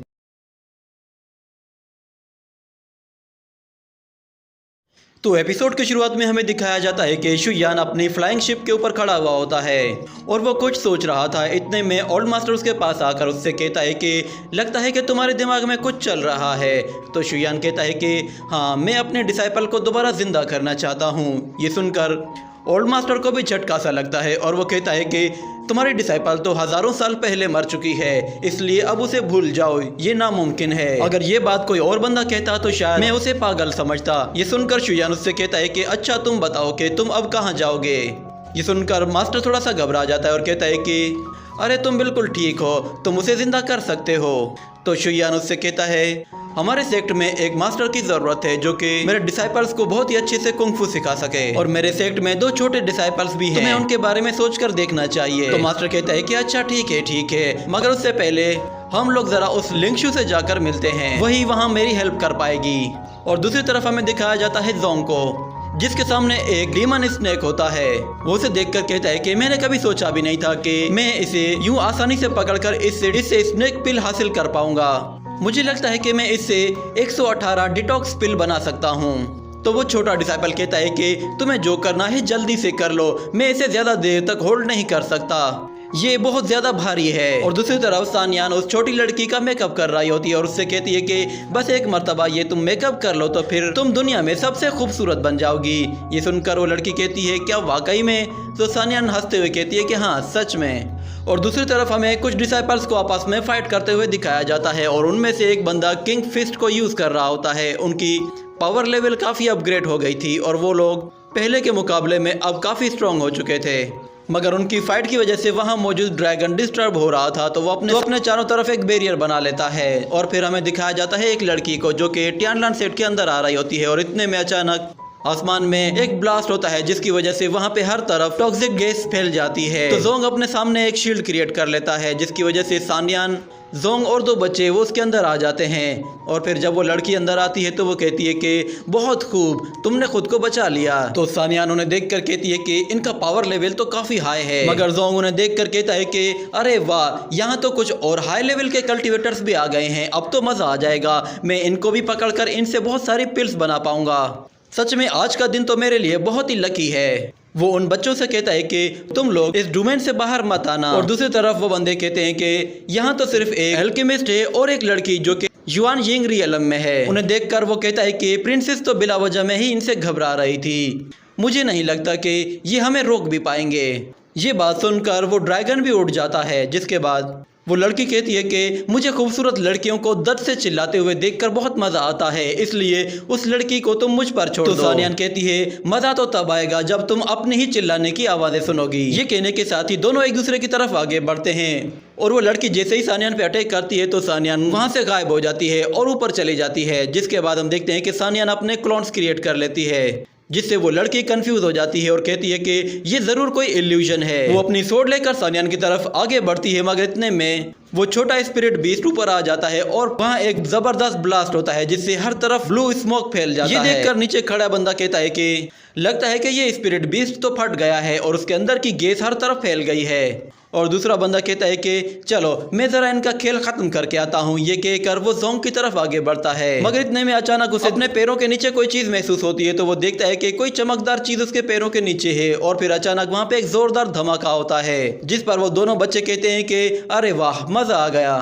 ये देखकर जोंग कहता है कि अच्छा तो तुमने इसकी पावर को 10 टाइम्स बढ़ा दिया है। और दूसरी तरफ हमें उन दोनों को फाइट करते हुए दिखाया जाता है। तो इतने में सानियान उस स्मोक का फायदा उठाकर उस पर हमला किए जा रही थी, मगर वो लड़की अपने आप को किसी तरह बचाती है। जिसके बाद सानियान शिगु स्मोक का इस्तेमाल करती है, जिससे वो उस पर एक पावरफुल अटैक करती है। तो वो लड़की उसे आता हुआ देखकर नीचे झुक जाती है, मगर हम देखते हैं कि उसके चेहरे पर हल्का सा कट लग जाता है, जिस पर वो बहुत ज़्यादा गुस्से में आ जाती है और कहती है कि तुम्हारी इतनी हिम्मत, तुमने मुझे चोट पहुंचाई। ये कहकर वो गुस्से में आ जाती है और अपनी जजमेंट पावर को एक्टिवेट करती है, जिससे वो अपनी बॉडी से पावरफुल शॉक वेव्स को रिलीज करती है ताकि वो सानियान की लोकेशन का पता लगा सके। और जैसे ही उसे सानियान की लोकेशन का पता चलता है तो वो तेजी से उसकी तरफ आगे बढ़ती है। और दूसरी तरफ हमें जोंग को दिखाया जाता है, जो कि कुछ एनर्जी पिल्स की मदद से उस वॉरियर के सामने एक शील्ड क्रिएट कर लेता है, जिसे वो तोड़ने की बहुत कोशिश करता है मगर नहीं तोड़ पाता। और फिर अपनी किंग कॉन्ग थंडरबोल्ट का इस्तेमाल करता है, जिससे वो उस फॉर्मेशन को तोड़ देता है और उसकी रिंग्स जाकर जोंग को हिट करती हैं, जिससे वो वहीं गिर जाता है। और वो कहता है कि लगता है कि मेरी फॉर्मेशन अब कमज़ोर पड़ चुकी है, मुझे इसे अपग्रेड करना पड़ेगा। तो वो बंदा कहता है कि अपग्रेड करने की नौबत ही नहीं आएगी, क्योंकि तुम तो अब जिंदा भी नहीं रहोगे। ये कहकर वो उस पर दोबारा से हमला करने जाता है। और अगले सीन में हमें दिखाया जाता है लिन फेंग को, जो कि गाओलिन और लिंगशु के साथ मार्केट में जा रहा था, मगर फिर वहां पे एक बंदा उन्हें देखकर लिन फेंग से कहता है कि बहुत ही शर्म की बात है कि इस कॉन्फ्रेंस के अंदर बहुत सारे ऐसे कल्टीवेटर्स भी जा रहे हैं जो कि खुद को इतना ताकतवर समझते हैं कि वो अकेले ही पूरी आर्मी का मुकाबला कर सकते हैं। ये सुनकर लिन फेंग उससे कहता है कि तुम्हारी हिम्मत कैसे हुई ऐसा कहने की, यकीन जानो तुम्हें इसके लिए बहुत ज्यादा पछताना पड़ेगा। ये कहकर वो उसके पास चला जाता है। तो वो बंदा कहता है कि तुम सिर्फ बड़ी बड़ी बातें कर सकते हो, अगर तुम में दम है तो फिर एक बार मुकाबला करके देख लो। तो लिन फेंग इसके लिए मान जाता है। तो बंदा कहता है कि ठीक है, मेरे साथ चलो। यहाँ बैकयार्ड में एक बहुत ही जबरदस्त जगह है जहाँ हम लोग आसानी से फाइट कर सकते हैं, मगर मुझे लगता है कि शायद तुम्हारे साथी तुम्हें जाने की इजाजत ही नहीं देंगे। और दूसरी तरफ लिंगशु से कहती है कि वो कॉन्फ्रेंस अभी शुरू होने वाली होगी, इसलिए इसके मुंह लगने की कोई जरूरत नहीं। मगर लिन फेंग कहता है कि तुम लोग घबराओ मत, मैं इसे सिर्फ एक अटैक से ही खत्म कर दूंगा। ये कहकर वो उस लड़के के पीछे जाता है, जिस पर गाओलिन कहती है कि ये किस किस्म का बेवकूफ लड़का है। ये कहकर वो उसके पीछे चली जाती है। और फिर लिंगशु कहती है कि मेरे लिए रुको, वो भी उनके पीछे चली जाती है। और दूसरी तरफ हम देखते हैं कि जोंग ने दोबारा से एक शील्ड क्रिएट करके उस बंदे को रोक लिया था, जिस पर वो कहता है कि ये दूसरी शील्ड कहाँ से आ गई। इतने में फिर उसका तीसरा साथी भी वहां पे आ जाता है, जो कि जोंग की शील्ड को तोड़ने की कोशिश करता है। और दूसरी तरफ वो लड़की सानियान पर हमला किए जा रही थी, और इतने में वो उसके पीछे आ जाती है और उस पर अपनी स्वॉर्ड से अटैक करके उस क्लोन को डिस्ट्रॉय कर देती है। जिसके बाद वो उसके दूसरे क्लोन की तरफ जाती है और उसे जाकर गले से पकड़ लेती है और उससे कहती है कि पहले तो मैं तुम्हारे जिस्म से सारी खाल उधेड़ूंगी और फिर तुम्हारी आंखें निकालूंगी। मगर सानियान कहती है कि मुझे डर है कि ये करने से पहले तुम्हें कोई खा ना जाए। ये कहने के बाद हम उसके पीछे देखते हैं तो वो ग्रीन ड्रैगन वहां पे आ जाता है, जो कि आते साथ ही उस लड़की को जोर से जमीन पे दे मारता है और वापस से सानियान के पास आ जाता है। उस ड्रैगन को देखकर वो वॉरियर उस ड्रैगन की तरफ चला जाता है। और दूसरी तरफ जोंग उस लड़के पर कुछ पिल्स फेंकता है, जिसकी वजह से वहां एक जोर से धमाका होता है और वो लड़का इंजर्ड होकर दूर जा गिरता है। इतने में उसे अपने पीछे से कुछ एनर्जी फील होती है, तो वो पीछे मुड़कर देखता है तो शुयान उसे थप्पड़ मारकर दूर फेंक देता है। जिसके बाद वो बंदा शुयान से कहता है कि कौन हो तुम। तो शुयान कहता है कि तुम मेरा नाम जानना डिजर्व नहीं करते। तो वो बंदा कहता है कहीं ऐसा तो नहीं है कि तुम वही टियानलान के एंसेस्टर हो। तो शुयान उसे गुस्से में कहता है कि फौरन से घुटनों पर बैठ जाओ। ये कहने के साथ ही ये एपिसोड यहीं पे ही खत्म हो जाता है।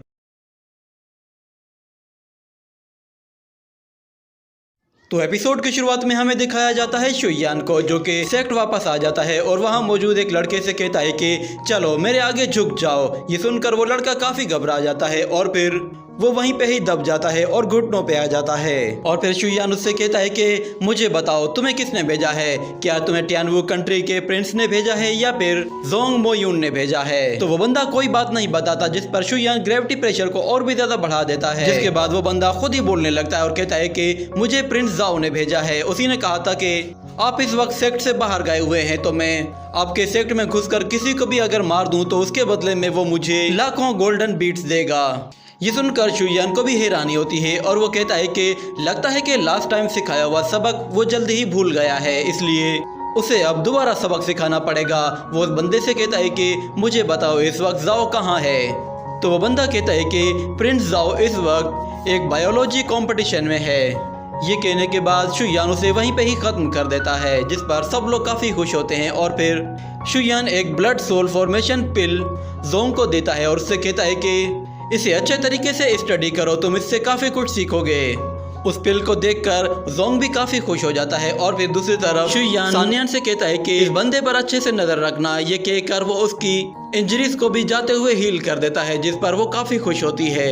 और फिर अगले सीन में हमें दिखाया जाता है कि लिन फेंग किसी के साथ फाइट कर रहा होता है और वो उसे उस फाइट में काफी कड़ी टक्कर देता है और उसे हरा देता है। जिसके बाद हम देखते हैं कि उसने एक जगह बहुत सारे लोगों को हरा दिया था, जिस पर लिंग शू और गाओलिन दोनों बहुत खुश होते हैं। और दूसरी तरफ लिन फेंग शो ऑफ करने लगता है और कहता है कि ये मामूली से चूजे मेरा क्या बिगाड़ सकते हैं, अगर किसी में दम है तो आ जाए और मेरा मुकाबला करे।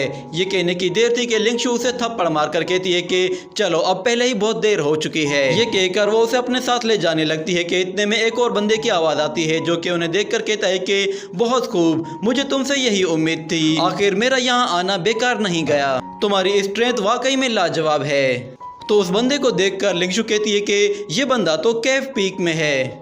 ये कहकर वो लोग उस पर अटैक करने के लिए अपने एक फॉर्मेशन एक्टिवेट करते हैं, जिससे हम देखते हैं कि लिंगशू बहुत सारी मल्टी शॉट्स क्रिएट करती है और सीधा उसकी तरफ हमला करने आती है। और दूसरी तरफ लिन फेंग भी अपना स्पीयर लेके आगे बढ़ता है, जिसे देखकर वो बंदा कहता है कि इन अटैक से मेरा कुछ नहीं बिगड़ेगा। ये कहकर वो अपने सामने एक शील्ड एक्टिवेट करके उन्हें आसानी से रोक लेता है, जिस पर वो दोनों ही हैरान हो जाते हैं। और फिर वो बंदा उन्हें बहुत ही आसानी से पीछे धकेल देता है। ये देखकर गाओलिन उस पर हमला करने के लिए आती है और उस पर सीधा पाल्म अटैक करती है, तो वो बंदा उसके अटैक को भी रोक कर उसे वापस पीछे धकेल देता है। इतने में फिर लिंगशू उसके ऊपर एक पिल थ्रो करती है, जो कि एक सोल डीमन फॉर्मेशन पिल होती है। वो बंदा उस पिल को देखकर काफी डर जाता है और ऊपर चला जाता है और हम देखते हैं कि उस पिल की वजह से वहां पे एक बहुत ही खतरनाक धमाका होता है। और इतने में ऊपर से उसके ऊपर लिन फेंग आ जाता है और उसके उस पर अपने स्पीयर के साथ एक बहुत ही पावरफुल अटैक करता है, मगर वो बंदा उससे बाल बाल बच जाता है। जिसके बाद हम देखते हैं कि गाओलिन को मौका मिलता है तो वो साइड से आकर उस पर एक बहुत ही पावरफुल पाल्म अटैक करती है, जिससे वो उसे जोर से जमीन पे दे मारती है। इस अटैक की वजह से वो बंदा बहुत ज्यादा इंजर्ड हो जाता है। जिसके बाद हमें एक आदमी को दिखाया जाता है जिसके हाथ में एक डॉल होती है। वो असल में प्रिंस जाओ होता है। वो अपने सिपाही का ये हाल देख कर कहता है कि आखिर केव पीक का बंदा भी उनका कुछ नहीं बिगाड़ पा रहा, ऐसे बंदे का मैं क्या करूं। ये कहकर वो उस डोल को वहीं मरोड़ देता है। जिसके बाद हम लोग देखते हैं कि वो बंदा दोबारा से खड़ा होने लगता है और उनसे कहता है कि मुझे उम्मीद नहीं थी कि तुम इतने ज्यादा ताकतवर होगे।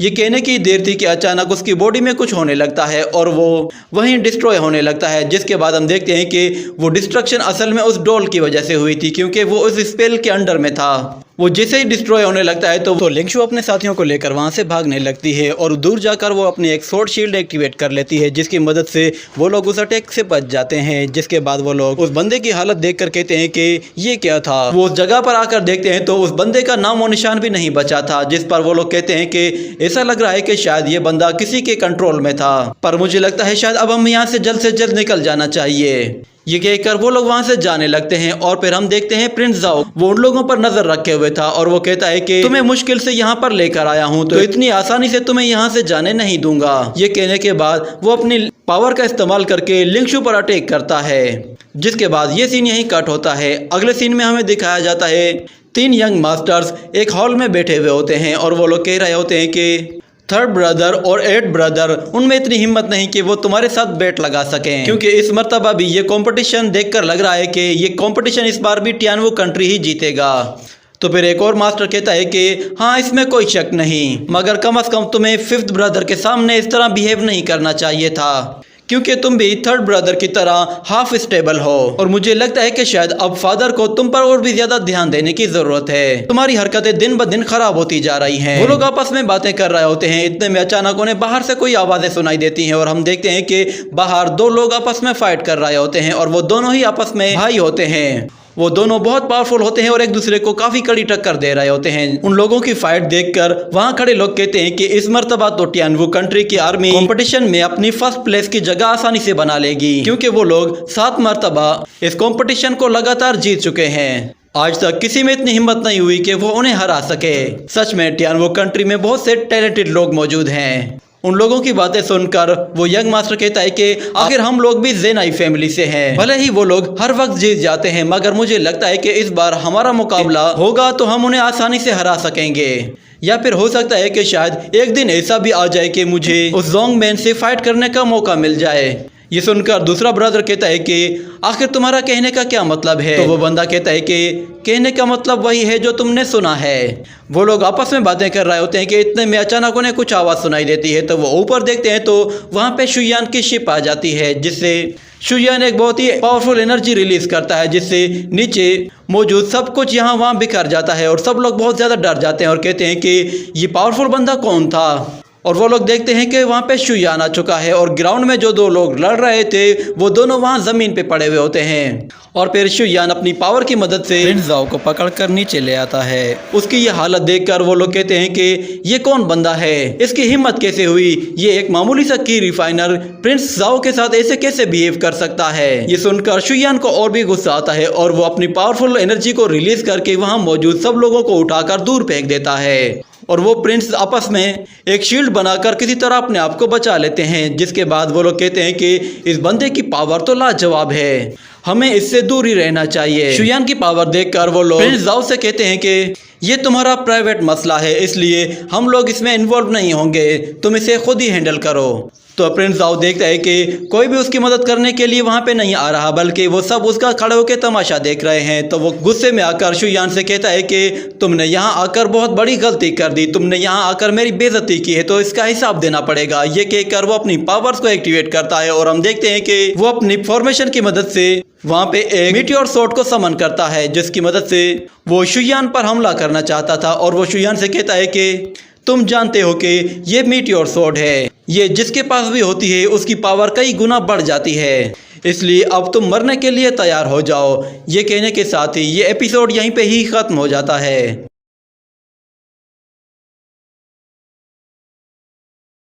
तो एपिसोड की शुरुआत में हमें दिखाया जाता है कि लिन फेंग, लिंग शू और गाओ लिन तीनों ही प्रिंस जाओ की फॉर्मेशन के अंदर फंसे हुए होते हैं। ये फॉर्मेशन बहुत ही ज्यादा पावरफुल थी, इसे अंदर से तोड़ा नहीं जा सकता क्योंकि इसके अंदर मौजूद लोगों को कभी ठंड और कभी गर्मी लगना शुरू हो जाती है और कोई भी इसे तोड़ने की कोशिश करता है तो ये फॉर्मेशन उस पर लाइटनिंग अटैक करती है। और हम अंदर उन लोगों को देखते हैं, गाओलिन को बहुत ज्यादा ठंड लग रही होती है जिससे उसकी बॉडी फ्रीज हो रही थी, और दूसरी तरफ लिन फेंग जिसे बहुत ज्यादा गर्मी लग रही थी और उसकी बॉडी से भी फायर ऑरा रिलीज हो रहा होता है। मगर वहीं पे लिंग शू बिल्कुल शांत खड़ी हुई होती है और वो कहती है कि ये फॉर्मेशन तो बहुत ही जबरदस्त है, इसमें जो भी बंदा फंस जाता है उसका निकलना इतना आसान नहीं है, और जो भी बंदा इसके अंदर रिएक्ट करने की कोशिश करता है या तो उसे ठंड लगना शुरू हो जाती है या फिर उसे गर्मी लगती है। मगर लिन फेंग कहता है कि मैं इस फॉर्मेशन को हर हाल में तोड़ कर ही रहूंगा। वो लिंगशू के मना करने के बावजूद भी उस फॉर्मेशन पर जैसे ही अटैक करता है तो हम देखते हैं कि उस पर एक जबरदस्त लाइटनिंग अटैक आकर गिरता है, जिसकी वजह से उसकी हालत खराब हो जाती है।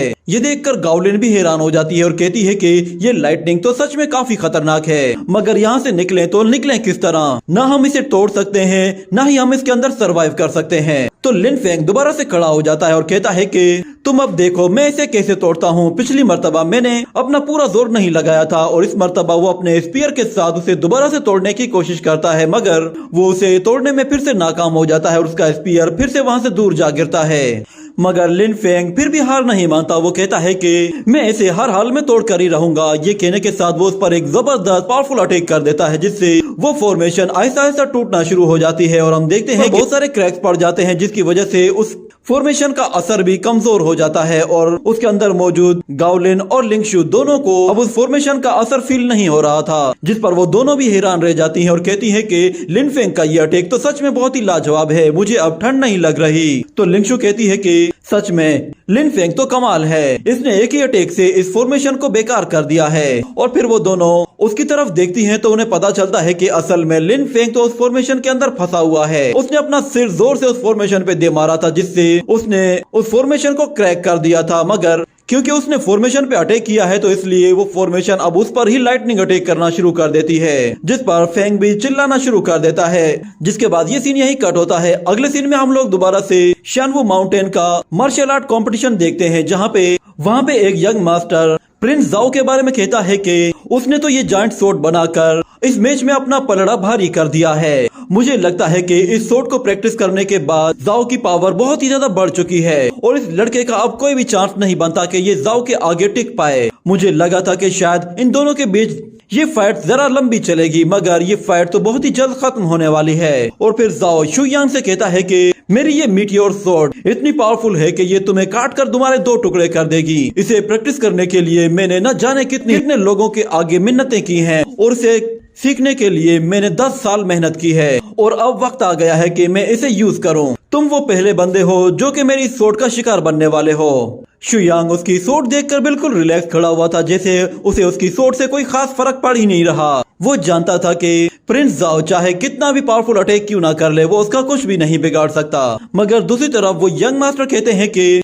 ये की रिफाइनर तो अब मरने वाला है। और दूसरी तरफ प्रिंस जाओ जैसे ही अपनी पावर उस मीटियोर सोट की तरफ ट्रांसफर करता है तो उससे एक जबरदस्त एनर्जी रिलीज होना शुरू हो जाती है, जिस पर वहाँ खड़े हुए यंग मास्टर कहते हैं कि इसका ऑरा तो इतना ज्यादा खतरनाक है कि मुझे लगता है कि हमारा यहाँ पे खड़ा होना भी ठीक नहीं है। ये एनर्जी हमें भी इफेक्ट कर सकती है। पर जरा उस लड़के को देखो, वो तो उसके कितना करीब खड़ा हुआ है, उसका क्या हाल हुआ होगा। जिसके बाद जाओ शुयांग से कहता है कि मेरी इस मीटियोर सोट के अंदर डोंगटियान के 19 मास्टर्स की पावर है और अब तो मैंने भी इसमें अपनी पावर्स को ऐड कर दिया है। मुझे नहीं लगता कि तुम इससे बचने वाले हो।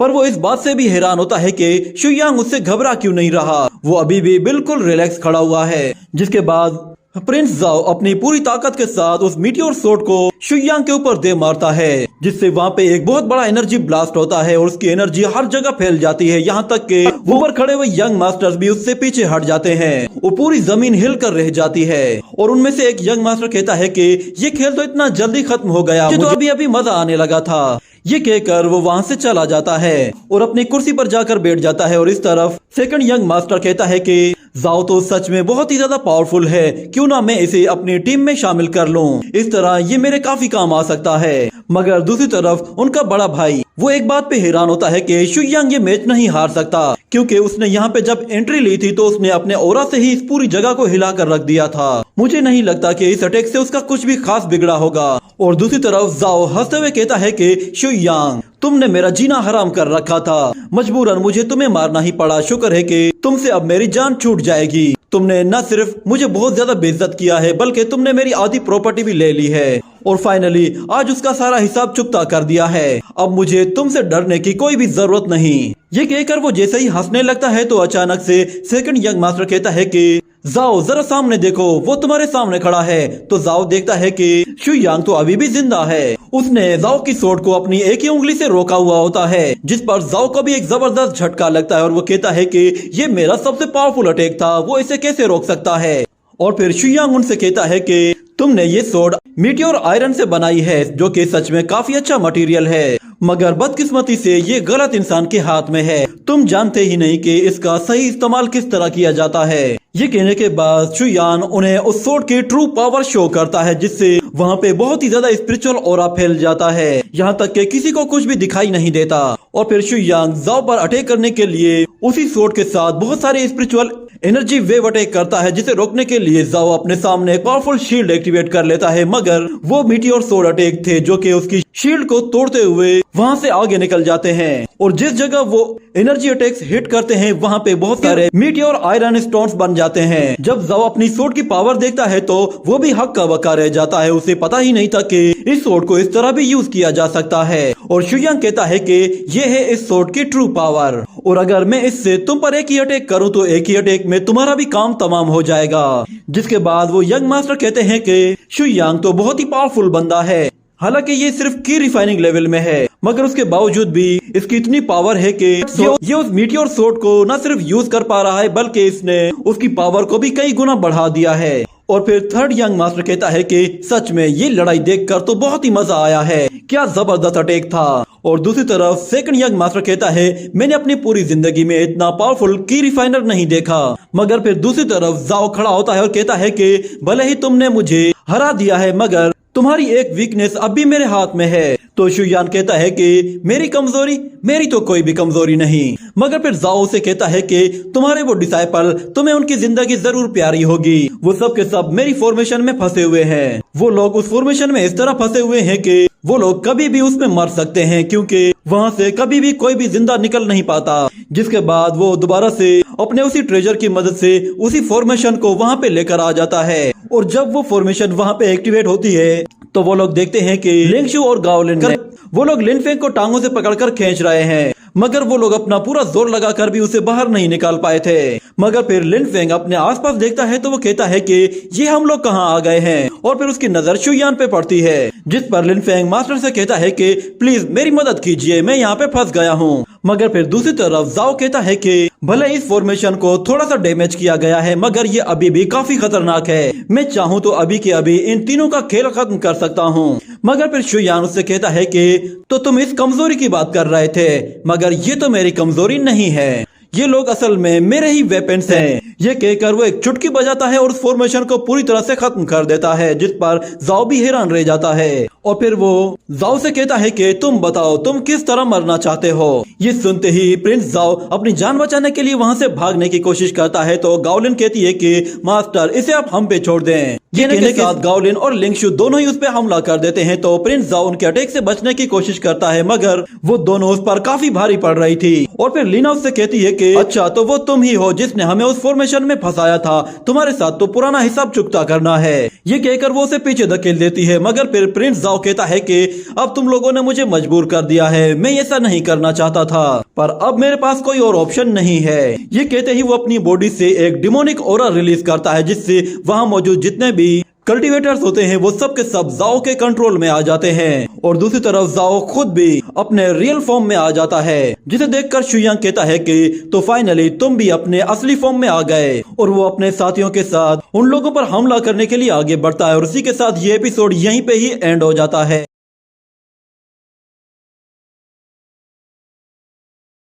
तो लास्ट एपिसोड में हम लोगों ने देखा था कि प्रिंस जाओ अपने इविल स्किल का इस्तेमाल करता है, जिससे वो वहां पे मौजूद सारे ही लोगों को ज़ॉम्बीज़ में कन्वर्ट कर देता है।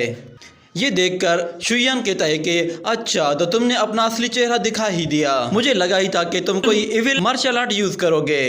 तो ये सुनकर जाओ हैरान हो जाता है और कहता है कि तुम्हें इस मार्शल आर्ट के बारे में कैसे पता? ये नामुमकिन है क्योंकि इसके बारे में सिर्फ हम चंद लोग ही जानते हैं। तो शुयान कहता है कि इसे जिंटामा आर्ट कहते हैं। इसका डीमन सेट के कुछ लोग इसे काफी टाइम से यूज कर रहे हैं ताकि वो लोगों को अपने कंट्रोल में कर सकें। इसके लिए वो लोग कुछ डीमन गोड्स स्टोन का इस्तेमाल करते हैं। ये सुनकर जाओ कहता है कि तुम बहुत कुछ जानते हो, तो फिर क्यों ना तुम्हें इस पावर का मजा चखाया जाए। ये कहने के साथ ही वो अपनी बॉडी से बहुत ज्यादा एनर्जी को रिलीज करता है, जिससे हम देखते हैं कि वो एनर्जी उन ज़ॉम्बी से जैसे ही टकराती है तो वो लोग बिल्कुल पागल हो जाते हैं और सब पे हमला करने लगते हैं। तो उन्हें करीब आता देखकर लिंगशु, लिन फेंग और गाओलिन भी उन पर टूट पड़ते हैं और एक के बाद एक उन पे हमला किए जाते हैं। गाओलिन उनसे बहुत ही अच्छे से फाइट कर रही थी, इतने में लिन फेंग अपना स्पीयर लेकर उन लोगों को मारना शुरू कर देता है कि इतने में एक ज़ॉम्बी उस पर पीछे से हमला कर देता है, जिसकी वजह से वो अपनी आंखें बंद कर लेता है। मगर जब वो अपनी आंख खोलता है तो देखता है कि वहां पे लिंगशु आ चुकी है और उसे वो बचा लेती है, जिसके बाद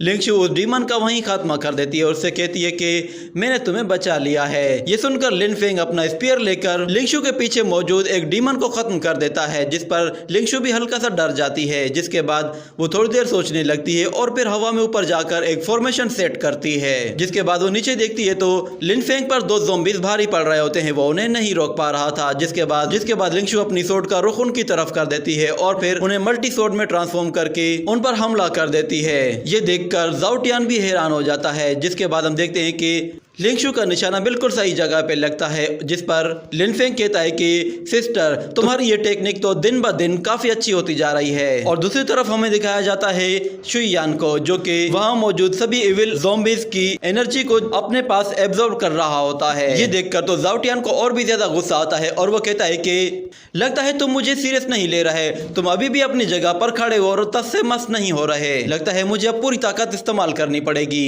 ये कहकर वो अपनी पूरी ताकत को एक साथ रिलीज कर देता है, जिसके बाद वो सारे ज़ॉम्बीज़ दोबारा से जिंदा हो जाते हैं और एक साथ उनके ऊपर टूट पड़ते हैं। ये देखकर शुयान अपनी बॉडी से ऑरा रिलीज करता है, जिससे वो उन सब लोगों को वहीं पे ही रोक देता है और तेजी से उनके बीच में आ जाता है और अपनी पावर की मदद से वो सारी डिमोनिक एनर्जी को एब्जॉर्ब कर लेता है, जिससे जाओ टियान की बॉडी में लगे हुए स्टोन्स भी शुयान के पास चले जाते हैं और फिर शुयान सब कुछ एक ही झटके में डिस्ट्रॉय कर देता है, जिससे वो सारे के सारे ज़ॉम्बीज़ एक एक करके दूर जा गिरते हैं और वहीं बेहोश हो जाते हैं। और जाओ देखता है कि अब उसके पास कुछ भी नहीं बचा और शुयान उससे आकर कहता है कि मेरी कल्टीवेशन 100,000 ईयर की है, इसलिए तुम्हारी ये मामूली सी मैजिकल पावर मेरे आगे कुछ भी नहीं है। मैंने सोचा भी नहीं था कि तुम्हारे पास बस इतनी सी ही एनर्जी होगी। मैं तो बस इसे मुश्किल से ही फील कर पाया हूँ। तो ये सुनकर ज़ाओटियन कहता है कि मेरी किस्मत तुम्हारे जैसी नहीं है, मैं एक नॉर्मल इंसान हूँ, मेरे पास जो कुछ भी था वो मैंने तुम्हें दे दिया है, इसलिए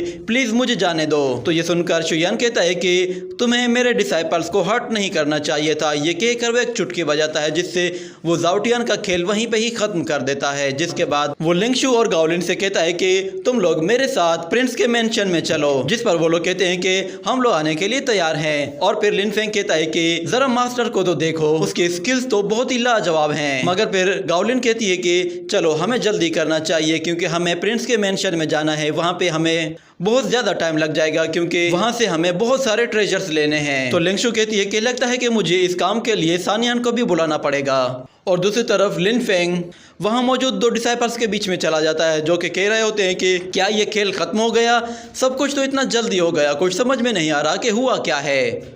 तो लिन फेंग उनसे कहता है कि असल में ज़ाओटियन एविल पावर को प्रैक्टिस कर रहा था जिससे वो लोगों को कंट्रोल कर रहा था, मगर मेरे मास्टर ने उसे बहुत ही आसानी से ही खत्म कर दिया है। अब बताओ मेरे मास्टर के बारे में क्या कहते हो, है ना वो बहुत पावरफुल। और दूसरी तरफ वो सब लोग वापस से अपनी फ्लाइंग बोट पे चले जाते हैं। वो तीनों प्रिंस ये देखकर काफ़ी हैरान होते हैं और फिर उनमें से एक कहता है कि लगता है कि मुझे इसकी फेवर लेनी ही पड़ेगी क्योंकि इसने तो अपने एक ही झटके में इतने बड़े पावरफुल वॉरियर को खत्म कर दिया है, ये सच में कमाल है। और दूसरी तरफ शुयान अपनी शिप लेकर वहां से चला जाता है और नीचे लिन फेंग अभी भी उन लोगों के सामने बातें कर रहा होता है। जिसके बाद वो देखता है कि वो बोट जा रही है तो लिन फेंग को याद आता है कि वो उस बोट में तो चढ़ना भूल गया है और वो मास्टर के पीछे चिल्लाते हुए भागता हुआ जा रहा होता है और कहता है कि मास्टर आप मुझे भूल गए हैं। जिसके बाद अगले सीन में हम देखते हैं कि शुयान आराम कर रहा होता है और सानियान उसके पैर दबा रही होती है। जिसके बाद लिंगशु वहाँ पे सामान सारा रखवा रही होती है और हम देखते हैं कि लिन फेंग वो बॉक्सेस आकर एक के बाद एक रखता जाता है। जिसके बाद जोंग को वहाँ पे बहुत सारे मेडिसिनल हर्ब्स नजर आते हैं जिस पर वो बहुत ज़्यादा खुश होता है और वो कहता है कि यहाँ तो सारी चीज़ें मौजूद हैं, इन सब की मदद से मैं 6 रियलम को तो बहुत ही आसानी से अचीव कर लूँगा। जिसके बाद हम लोग गाओलिन की तरफ देखते हैं, वो अपने